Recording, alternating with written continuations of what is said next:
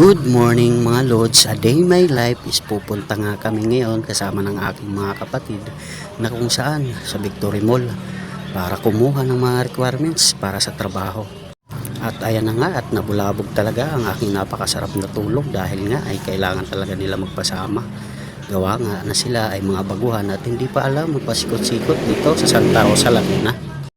At pagkatapos nga lang nila magbihis mga Lods at ari na nga sabay ko na isinakay at para may hatid para hindi sila maligaw at talaga naman ay kabado talaga sila.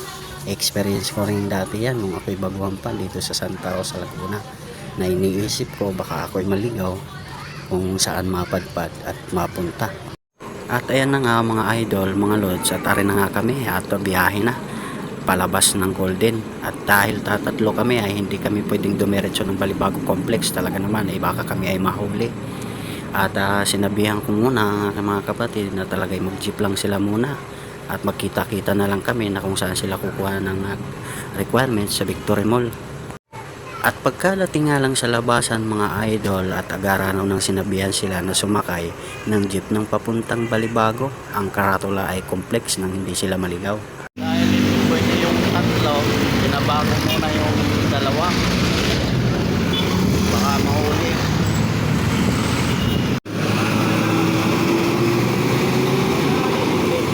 Complex nga nagsakin na yun. Oo.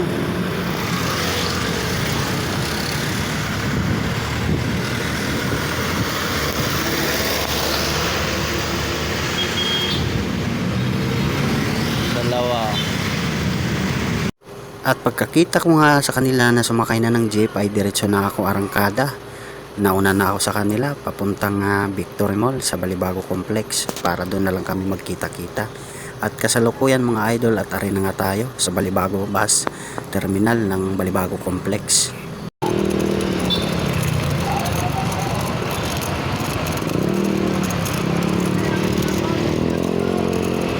At makalipas lang ng ilang minuto na biyahe mga idol at ari na nga tayo na kung saan kami magkita-kita nila utol sa Victory Mall.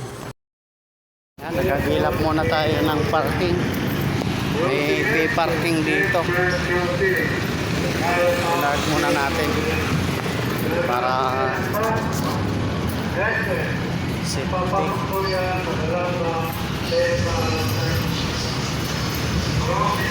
At nang maituro ko sa aking mga kapatid kung saan sila kukuha ng requirements at agaran akong umuwi mga idol at para kunin ang aking dalawang bulilit at para maihatid sa kapatid ni Mrs. dahil may lakad kami ni Mrs. kung saan check up nila kambal at kasalukuyan ari na nga kami pagkahatid ko lang yung dalawang anak ko sa kapatid ni Mrs. at diretso ka na kami biyahe nang makaabol pa dahil nga ang oras ay 9:30 ay cut off na sa center sa may barangay ng Dila.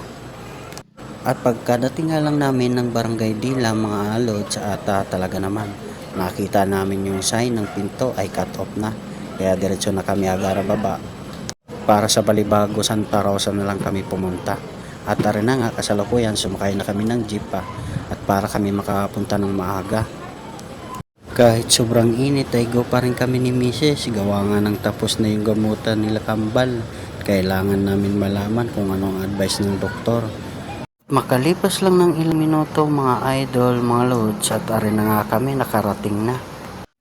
Diretso na kaagad nag-asikaso ng mga papel at para pumila. At kahit sa dami na ng taong mga idol at mabilis talaga ang kanilang proseso, ang akala nga namin ay aabutin kami ng hapon. Talaga naman asikasong asikaso. Yung tipong pagkakaupo mo pa lang mga idol at tatanungin ka talaga kung okay na bang mga papel mo. At ari na nga mga idol at pagka-uwi nga lang namin tapos ang aming check up ay nagutom si Mrs. Agara bumili ng tinapay dahil nga pagka-uwi namin ay wala pang sinain dahil nga kami ay may nilakad. Pansamantala ay tinapay lang muna. So ayan mga idol, hindi dito na lang nagtatapos ang aking video. Bye bye.